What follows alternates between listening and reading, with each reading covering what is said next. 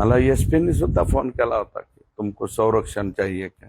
मी म्हणलं मेरे को नको संरक्षण, परंतु दुसऱ्याच्या हाताने पर हाताने काटा निघला पाहिजे हे सुद्धा डोकं चालवणारी काही मंडळी बीड जिल्ह्यात आहे. आणि बीड जिल्ह्यातल्या आपल्याच जिल्ह्यातले ते नेते मंडळी आहेत, त्यांचेच हे कार्यकर्ते आहेत. यातलं कुणाचं डोकं आणि याच्या पाठीमागचा मास्टर माइंड कोण याची चौकशी करण्यासाठी मी पत्र त्या ठिकाणी देणार आहे.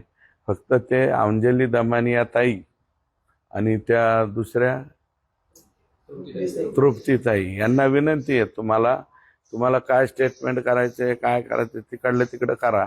ज्या गोष्टीत तुम्हाला माहिती नाहीत त्या गोष्टीमध्ये विनाकारण तोंड घालायचं काम करू नका, अशी माझी त्यांना विनंती राहील. हा चित्रपट दाखवला नाही, त्यांना माहित नसेल. पोलिसांनी तुम्हाला सांगितलं सुरक्षा घ्या, म्हणजे पोलिसांना पण इनपुट आहे का हे की 100% आहे. काही अधिकाऱ्यांच्या मध्ये तो आहे.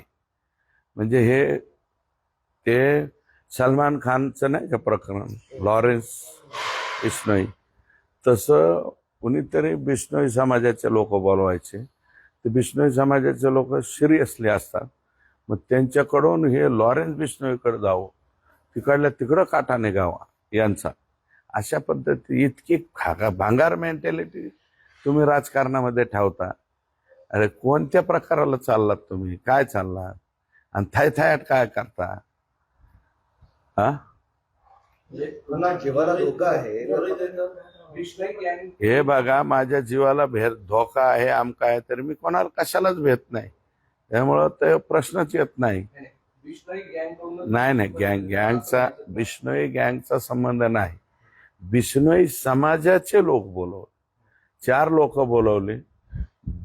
ते काय हवेतून येणार नाहीत ना. राजस्थानमध्ये आहे ना बिश्नोई समाज.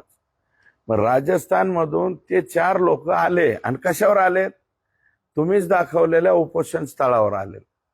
कोणी उपोषण केलं होतं, कशासाठी केलं होतं, कुणाचे लोक बसले होते, कुणाचे कार्यकर्ते बसलेले होते तिथं. हा आणि काय बोलायचं, बोलण्याचा दर्जा आहे का यांचा कोणाचा, कुणीकडे बोलायचं.